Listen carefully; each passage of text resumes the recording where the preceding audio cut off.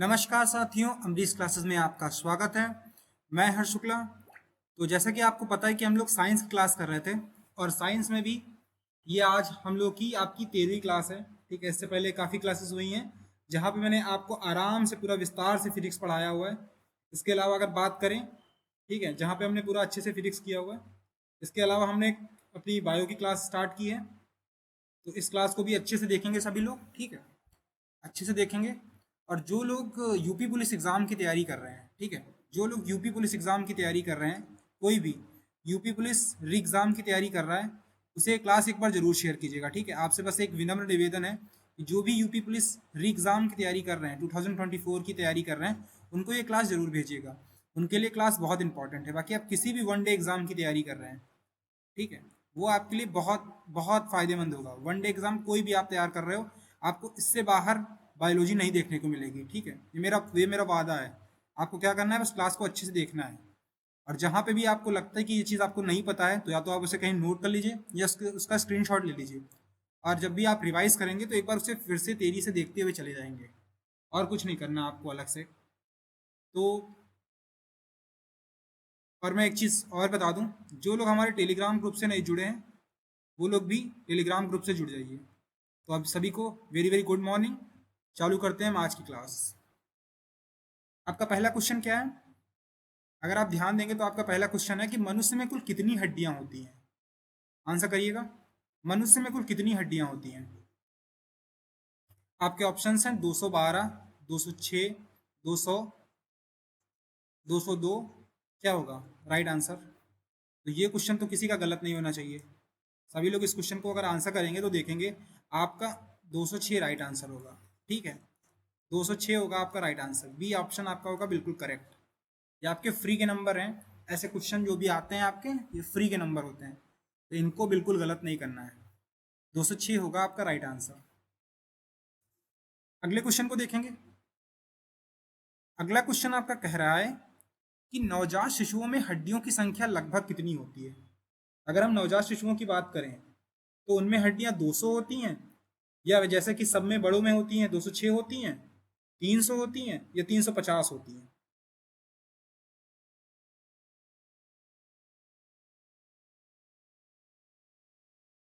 तो नवजात शिशुओं में जो हड्डियों की संख्या होती है वो अगले आगे से याद रखेंगे कितनी होती हैं। 300 होती हैं। 300 होती हैं, तो 300 होगा आपका राइट आंसर। 300 होती हैं। 206 नहीं होती हैं, ये याद रखना है। यहाँ पे कंफ्यूज हो सकते हो, 200 नहीं होती हैं, 206 नहीं होती हैं। ठीक है, 300 होती हैं आपकी नवजात शिशुओं की। अब आप बोलेंगे कि सर 300 हड्डियां होती हैं, फिर बाकी हड्डियां चली कहाँ जाती हैं? तो यही हड्डियां जब आपस में जुड़ती जाती हैं, ठीक, दो हड्डियां मिलके ये जुड़ जाती हैं आपस में। जैसे कि मान लो ये अलग अलग हड्डी थी, पहले ये अलग हड्डी थी, ये जुड़ गई, तो अब एक हड्डी हो गई ना। तो बस ऐसे ही हड्डियां जुड़ती चली जाती हैं। अगले क्वेश्चन को देखेंगे। मनुष्य की खोपड़ी में कितनी अस्थियां होती हैं? अब पूछ रहा है कि मनुष्य की खोपड़ी में, खोपड़ी में ना, ध्यान देना है। खोपड़ी आएगा तो आपको दो आंसर देखने को मिलेंगे। कई बार आपको 22 देखने को मिलेगा, कई बार आपको 8 देखने को मिलेगा। तो कंफ्यूज नहीं होना है। अगर खोपड़ी में शरीर की चेहरे की हड्डियां जोड़ी जाएंगी तो आपकी 8 + 14, हाँ, 8 + 14, 14 जो होती हैं आपकी फेशियल बोन होती हैं। आपकी जो शरीर पे पाई जाती है, मतलब चेहरे पे पाई जाती है। चेहरे में आपका नाक हो गया, कान हो गया, ये सारी हड्डियां फेशियल बोन जो होती हैं, इनको अगर हम जोड़ लेंगे तो इनकी संख्या हो जाएगी 22। और आपके ऑप्शंस में 22 नहीं दिया, इसलिए आपका राइट आंसर होगा ए, 8। और कभी आपको ऐसा नहीं देखने को मिलेगा कि आपको 8 या 22 ऑप्शन दोनों देखने को मिले। ठीक है, अगर कभी ऐसा आता भी है तो आपको ध्यान देना कि मस्तिष्क पूछ रहा है तो बिना टेंशन के आप 8 लगा दीजिएगा। और खोपड़ी बोल रहा है तो खोपड़ी में हम अगर उसको भी शामिल करेंगे तो 22 हो जाएंगे। तो ध्यान देना है, जैसे भी हमारा ऑप्शन दिया होगा उस हिसाब से हम इस क्वेश्चन को आंसर करेंगे। आई होप क्लियर हो गया होगा आपका डाउट। अगले क्वेश्चन को देखेंगे। मनुष्य के शरीर में पसलियों के कितने जोड़े हैं? अभी पूछ रहा है पसलियां, रिप्स, जो आपकी रिप्स होती हैं, इनकी जो है कितने जोड़े होते हैं, जोड़े पूछ रहा है। तो रिप्स होते हैं आपके 24। 24 रिप्स पाई जाती हैं। अब जोड़ों में पूछेंगे तो ये कितना हो जाएगा, 24/2 कर दो, 12 हो जाएगा। आपकी 12 जो है जोड़े पाई जाती हैं रिप्स, पसलियां। पसलियां कितनी हो गई? 12 जोड़ी, 12 जोड़ी पसलियां, 12 जोड़ी पसलियां। अगले क्वेश्चन को देखेंगे तो पूछ रहा है कि शरीर की सर्वाधिक प्रबल अस्थि कौन सी है? ऐसी कौन सी हड्डी है जो सबसे, कहाँ की अस्थि, अस्थि जो है कहाँ की सबसे मजबूत है? कि जांघ में, जबड़े में, भुजा में, गर्दन में? तो जो सबसे मजबूत अस्थि पाई जाती है वो आपके जबड़ों में पाई जाती है, जबड़ों में।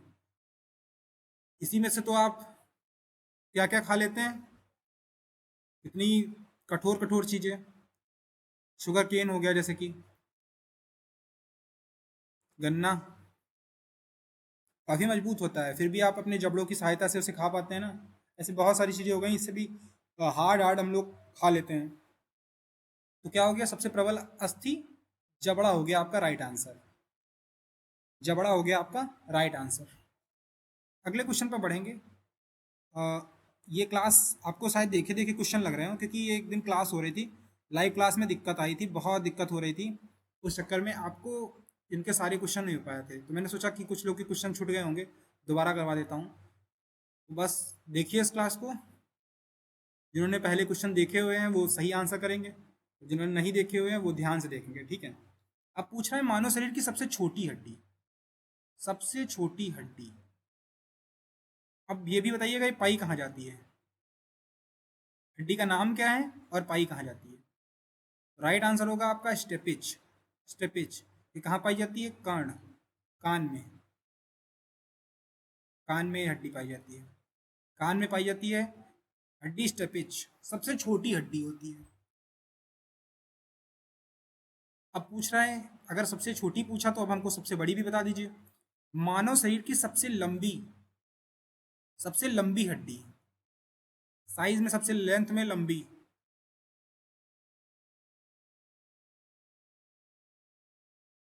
रट लीजिए इनको, सबसे छोटी और सबसे लंबी।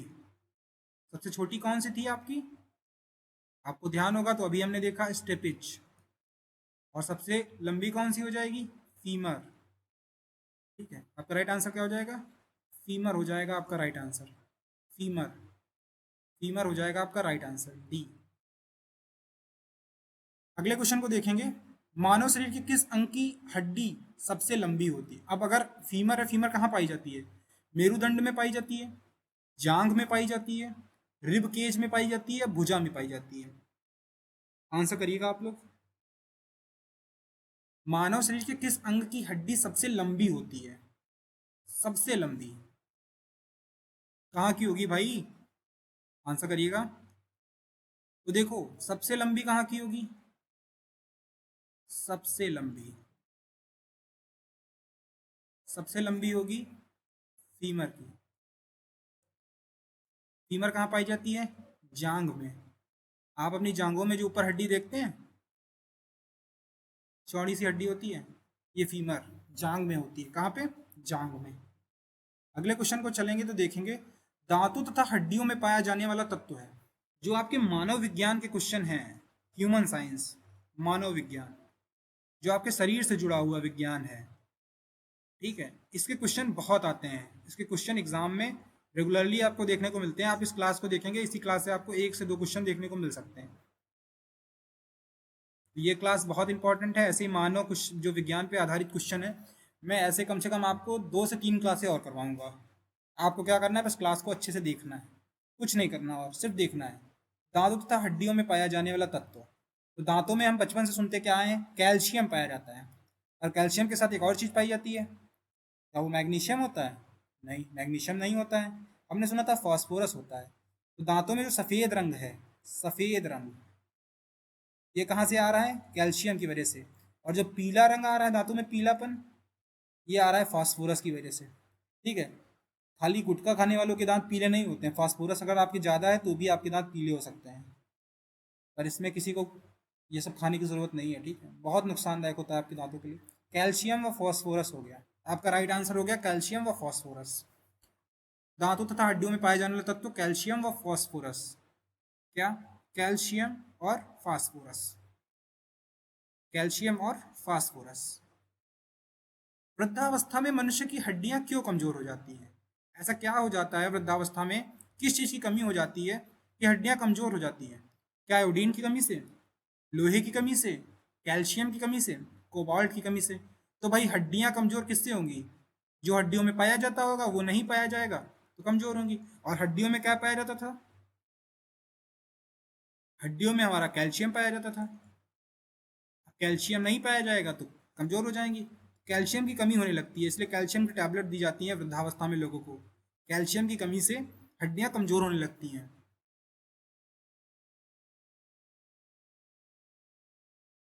अस्थि में कौन सा लवण सर्वाधिक मात्रा में होता है? अस्थि में कौन सा लवण सर्वाधिक मात्रा में होता है? ऐसा कौन सा सॉल्ट होता है जो सर्वाधिक मात्रा में होता है बोन्स में, अस्थि में? क्या calcium phosphate, sodium chloride? Sodium chloride मतलब नमक तो होता नहीं है हड्डियों में। फेरिक नाइट्रेट ये भी नहीं होता। कैल्शियम कार्बोनेट ये भी नहीं होता। आपका राइट आंसर हो जाएगा A, calcium phosphate. Calcium phosphate is the right answer. Calcium phosphate होगा आपका सही आंसर। ठीक है, अगले क्वेश्चन को देखेंगे। अस्थियों एवं पेशियों को आपस में जोड़ता है। अस्थियों एवं पेशियों को आपस में जोड़ता है, क्या जोड़ता है? लिगामेंट जोड़ता है, टेंडन जोड़ता है, उपास्थि जोड़ती है, एक नई छोटी पेशी, एक नई छोटी पेशी?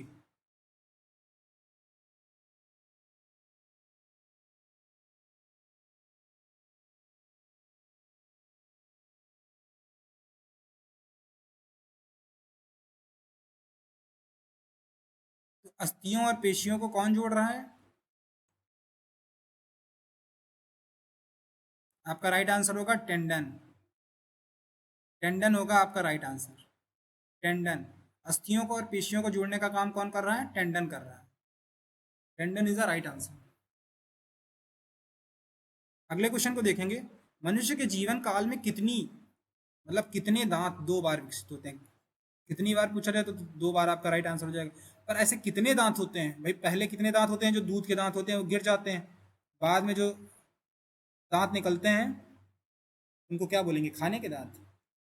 अरे खाना तो उससे भी खाते थे हम लोग, और वो दूध के दांत होते थे, उन्हें दूध के दांत बोलते थे। ठीक है, तो दूध के दांत कितने होते थे आपके? जो दूध के दांत होते थे वही आपके दोबारा निकल रहे हैं। 20 होते थे। 20 हो जाएगा आपका right answer. 20, 20 is the right answer. 20 दांत दोबारा निकलते हैं।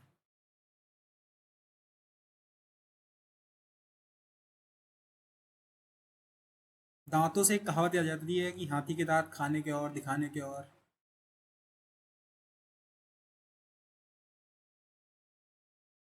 मनुष्य में पाचन का अधिकांश भाग किस अंग में संपन्न होता है?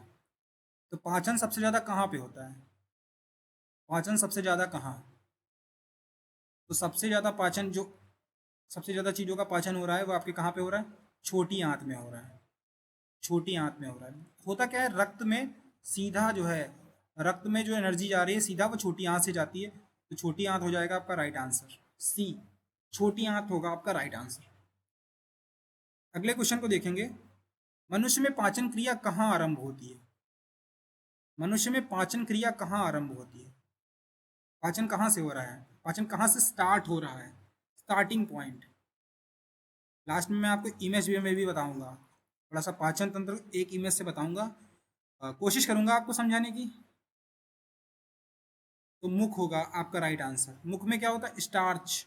स्टार्च का पाचन चालू हो जाता है। स्टार्च का पाचन किसकी उपस्थिति में होता है? वो सब अगले क्वेश्चन, आपके आगे के क्वेश्चन में मिलेंगे। तो स्टार्च का पाचन। ठीक है, अगले क्वेश्चन को देखेंगे। मानव की पाचन नली लगभग कितने फीट लंबी होती है? फीट में पूछ रहा है। पाचन नली, तो आप लोग याद रखना, न 16, न 18, न 22। आपका राइट आंसर होगा 32, 32। मानव की पाचन नली 32 फीट लंबी होती है। 32 फीट लंबी।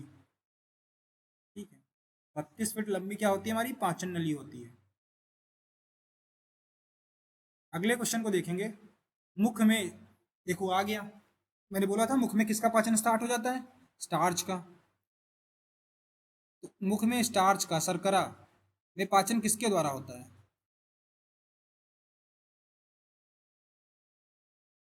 क्या एमाइलेज होगा, टाइलिन होगा, पेप्सिन होगा, या लाइपेज होगा? तो मुख में आपका राइट आंसर होगा टाइलिन। टाइलिन होगा आपका राइट आंसर, बी। टाइलिन होगा आपका राइट आंसर। अब आपसे पूछ रहा है कि पाचन तंत्र का हिस्सा नहीं है, इनमें से ऐसा कौन सा पार्ट है जो पाचन तंत्र आपके डाइजेस्टिव सिस्टम का पार्ट नहीं है?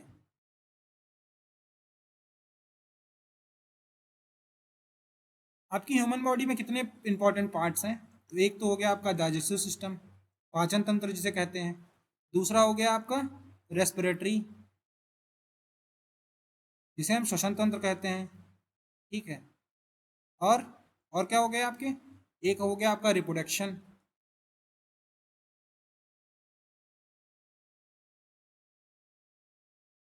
जो आपका प्रजनन तंत्र होता है। और एक आपका क्या हो जाएगा? एक आपका जो ये आप मतलब आप लोग ये किया करते हैं, जो क्या बोलते हैं उसको, वेस्ट निकालते हैं, ठीक है, इसको क्या बोलते हैं? अ, जिसमें आपका यूरिन हो गया, जो आप मल त्याग कर रहे हैं, ठीक है, पसीना निकल रहा है, तो जहाँ से वेस्ट जो भी निकल रहा है, ये सारे तंत्र मैं कराऊंगा, ऐसे क्वेश्चन के फॉर्म में आपसे सारे तंत्र करवा दूंगा, आपको टेंशन नहीं लेना है।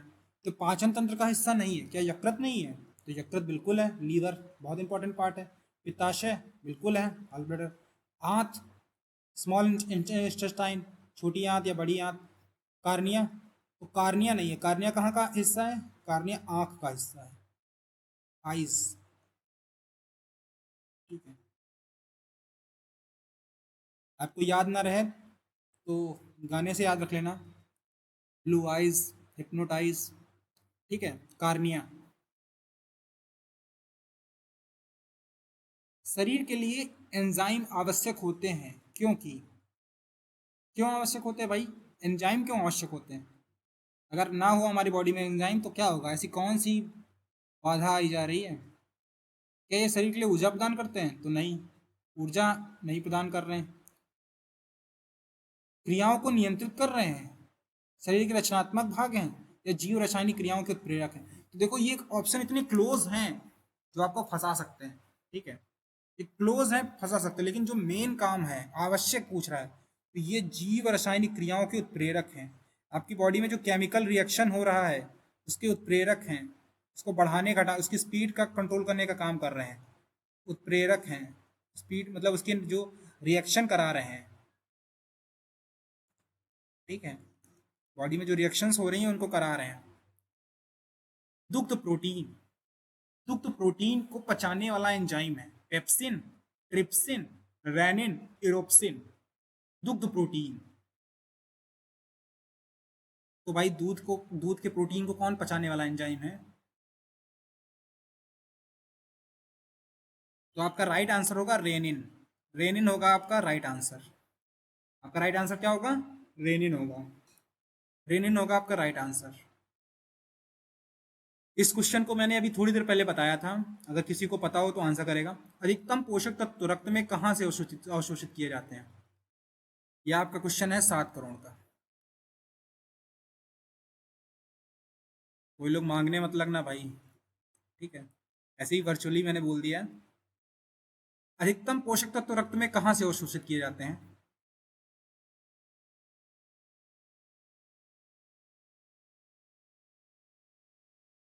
तो देखो, अगर हम बात करेंगे अधिकतम पोषक तत्वों की, तो क्या हो जाएगा आपका राइट आंसर?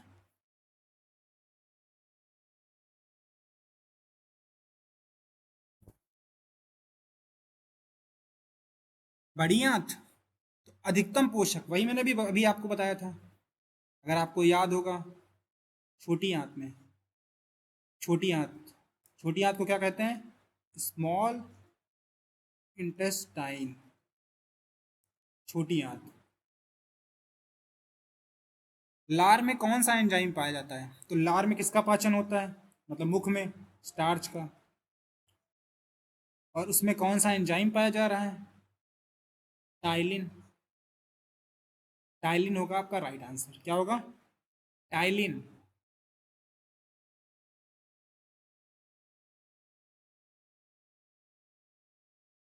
टाइलिन होगा आपका राइट आंसर। अगले क्वेश्चन को देखेंगे। पेट में भोजन को पचाने के लिए निम्नलिखित में से किसकी खास आवश्यकता होती है? अच्छा, भोजन कैसे, हवा, पानी, एंजाइम, खनिज, तो सबकी जरूरत तो सबकी होती है, पर पूछ रहे खास।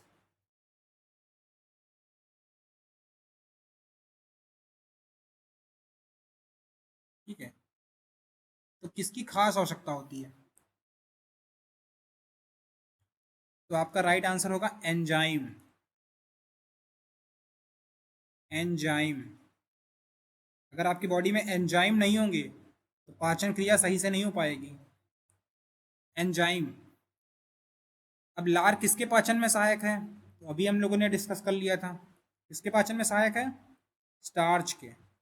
होता क्या है कि एक क्वेश्चन से जुड़े, अब देखो, अब मैं पूछ लूं लार में क्या पाया जाता है, तो टाइलिन पाया जाता है। ला- पाचन क्रिया कहाँ से चालू होती है? तो मुख से चालू होती है। मुख कहाँ, मुख में क्या पाया जाता है? लार पाई जाती है। और लार जो हमारा टाइलिन है वो किसका पाचन कर रहा है? वो स्टार्च का कर रहा है। देखो, एक क्वेश्चन से 4 क्वेश्चन हो गए ना।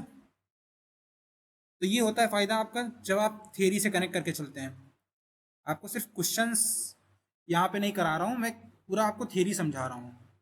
मानव शरीर में भोजन का रक्त द्वारा अवशोषण कहाँ होता है? सर्वाधिक होता होता हर जगह पे है, लेकिन सर्वाधिक होता है। तो मैंने आपको बताया था, जब भी ज्यादा पाचन और सब इन सब चीजों की बात होगी, अधिकतम पाचन कहाँ हो रहा है, भोजन में रक्त द्वारा अवशोषण अधिकतम कहाँ हो रहा है, तो आप आंख बंद करके छोटी आंत, स्मॉल इंटेस्टाइन लगा दीजिएगा। छोटी आंत लगा दीजिएगा, आपका आंसर बिल्कुल सही होगा। छोटी आंत लगा दीजिएगा आप, आपका आंसर बिल्कुल ठीक होगा।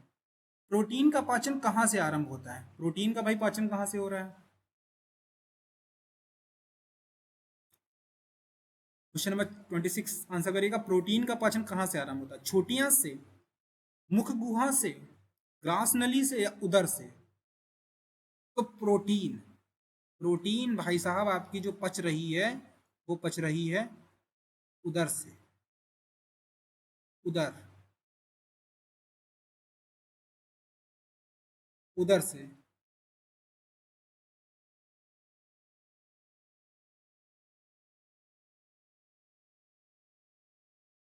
कहाँ से? उदर से।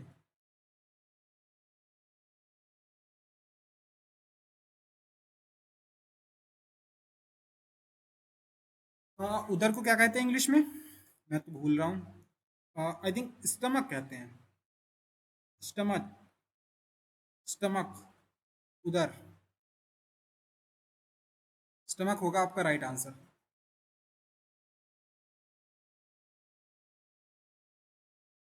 स्टमक होगा आपका राइट आंसर। अगले क्वेश्चन को देखेंगे। पेप्सिन है एक, पेप्सिन क्या है? एंजाइम है, हार्मोन है, विटामिन है, खनिज है? पेप्सिन है एक आपका एंजाइम है। क्या है? एंजाइम है। अच्छा, पेप्सिन एंजाइम है तो पेप्सिन किसको बदल रहा है, किसको किस में बदल रहा है? पेप्सिन बदलता है,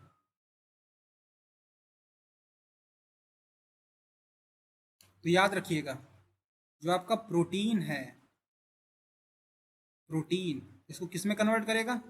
पॉलीपेप्टाइड।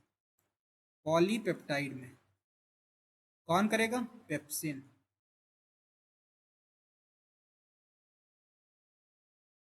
अरे नहीं याद रहे तो अब ऐसे याद कर लेना। पेप्सी, प्रोटीन किस में कन्वर्ट कर रहा है? पॉलीपेप्टाइड। मैं तो भूलता था तो मैं ऐसे ही याद कर लेता था। हमने पिया पेप्सी, प्रोटीन किस में बदल गई? पॉलीपेप्टाइड में बदल गई। पाचन क्रिया में प्रोटीन निम्न में से किस पदार्थ में बदल जाता है? तो प्रोटीन आपका amino acid, amino acid, amino acid में बदल जाता है। किस में बदल जाता है? अमीनो एसिड में बदल जाता है। आपका राइट आंसर होगा अमीनो एसिड।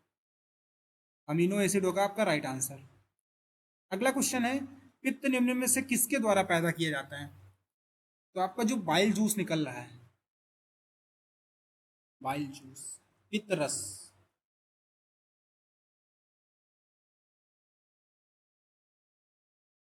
पहले क्या होता था, आयुर्वेदा में बोलते थे ना कि आपका पित्त बढ़ा हुआ है, पित्त घटा हुआ है। ऐसे कर, वात पित्त कफ। आयुर्वेदा में तीन यही चीजें देखी जाती थी ना, वात पित्त कफ। तो पित्त जो है किसके द्वारा पैदा किया जा रहा है? यकृत के द्वारा, आमाशय के द्वारा, अग्नाशय के द्वारा, ग्रहणी के द्वारा। तो यकृत आपका पैदा हो रहा है किसके द्वारा? यकृत के द्वारा। पित्त जो है आपका यकृत के द्वारा हो रहा है, ठीक है। पित्त आपका जो हो रहा है यकृत के द्वारा हो रहा है। तो ये थे आपके कुछ इंपॉर्टेंट क्वेश्चन। आपको क्या करना है, इन क्वेश्चंस को अच्छे से देखना है। और फिर मैं आपसे कहूँगा, आपके आसपास जो भी यूपी पुलिस का हो, जो भी आप जानते हो किसी भी यूपी पुलिस वाले बंदे को जो तैयारी कर रहा है यूपी पुलिस एग्ज़ाम की, तो एक बार उसे एक क्लास शेयर कर दीजिए, उसके लिए बहुत इंपॉर्टेंट है। और बाकी आप किसी भी एग्ज़ाम की तैयारी कर रहे हैं तो उसके लिए भी ये क्लास बहुत इंपॉर्टेंट है। यूपी पुलिस के लिए तो है ही है, आप कोई भी वनडे एग्ज़ाम कर रहे हो तो आप भी ये क्लास देख सकते हो, आपके लिए भी इंपॉर्टेंट है। क्योंकि सारे अच्छे क्वेश्चंस कर रहे हैं हम लोग, क्वेश्चन करने में कोई आपत्ति तो है नहीं। तो ये थे आज की आपकी कुछ डाइजेस्टिव सिस्टम के मेन क्वेश्चन। अब अगर मैं आपको डाइजेस्टिव सिस्टम बना के दिखाऊं, तो मेरी आर्ट थोड़ी कम अच्छी है, इस बात का आप लोग ध्यान रखेंगे, थोड़ा सम्मान करेंगे। हम पे ज़्यादा दबाव बनाया नहीं जाएगा अच्छी आर्ट के लिए, पर मैं फिर भी कोशिश करूँगा।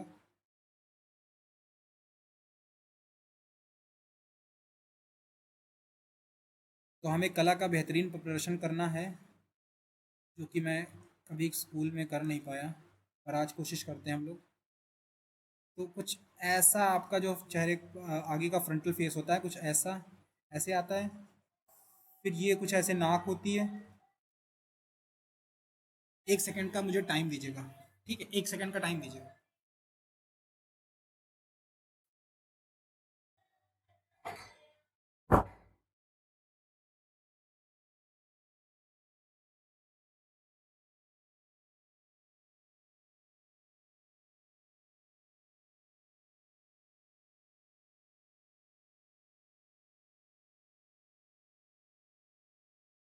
तो डाइजेस्टिव सिस्टम हम लोग देख रहे थे, ठीक है।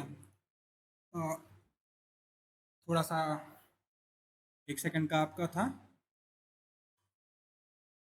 तो कुछ ऐसे आपका फेस होता है, ठीक है। इसके बाद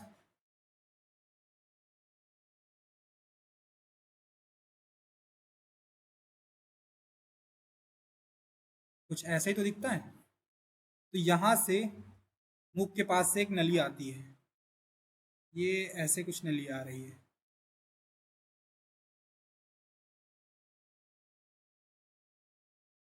ये थोड़ी ऐसे चौड़ी नली नली रहती है।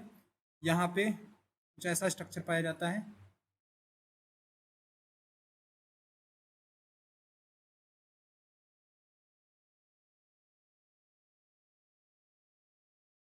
यहाँ आने के बाद ये कुछ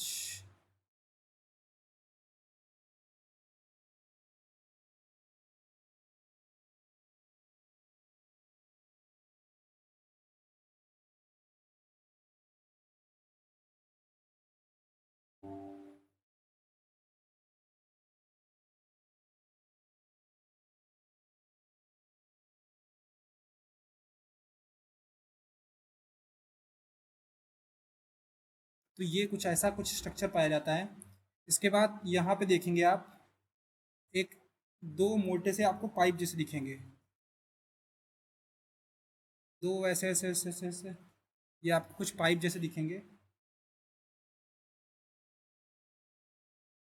ठीक है। ऐसे ऐसे ऐसे ऐसे मोटे से पाइप जैसे दिखेंगे, छल्लेदार पाइप जैसे दिखेंगे। फिर ये ऐसे ऐसे ऐसे ऐसे ऐसे आकर ये नीचे ऐसे कुछ खुलते हैं।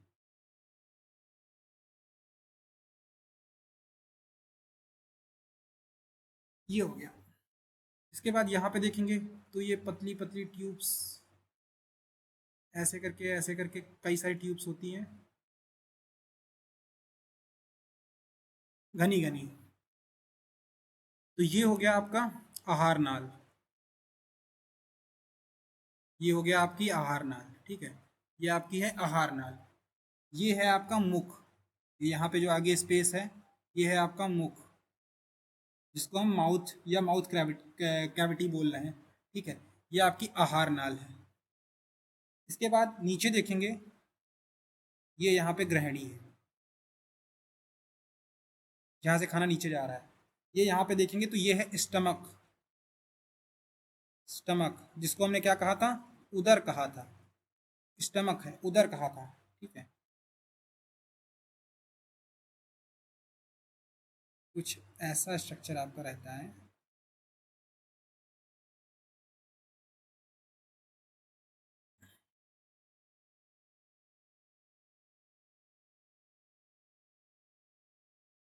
ठीक, तो कुछ ऐसा स्ट्रक्चर रहता है।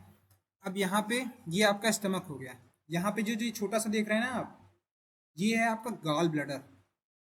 यहाँ पे एक छोटा सा ऐसे से दूसरी एक संरचना और रहती है, ये हो गया आपका gall bladder, gall bladder, gall bladder. पित्ताशय हो गया ये आपका। ये आप देखेंगे यहाँ पे, तो ये आपका जो ये स्ट्रक्चर आ रहा है, ये थोड़ा ऐसे आता है। मैंने आपको बोला था ना कि मेरी आर्ट बहुत बेहतरीन नहीं है। चलो मैं इसको मिटा देता हूँ एक बार। तो ये आपका क्या होता है, कुछ ऐसा स्ट्रक्चर होता है। ये आपका होता है लीवर, लीवर होता है आपका, ठीक है। ये आपका लीवर होता है। ये आपका गॉल ब्लैडर हो गया। इसके बाद ये आपका क्या होता है, बड़ी आंत, बड़ी आंत। इसको क्या कहते हैं इंग्लिश में, आप कहते हैं large intestine, large intestine, large intestine. इसके बाद जो ये पतली सी बिल्कुल धागे जैसी संरचना होती है, ये होती है आपकी छोटी आंत। ये काफ़ी बड़ी होती है। छोटी आंत छोटी नहीं है, छोटी आंत बड़ी है साइज में। छोटी आंत,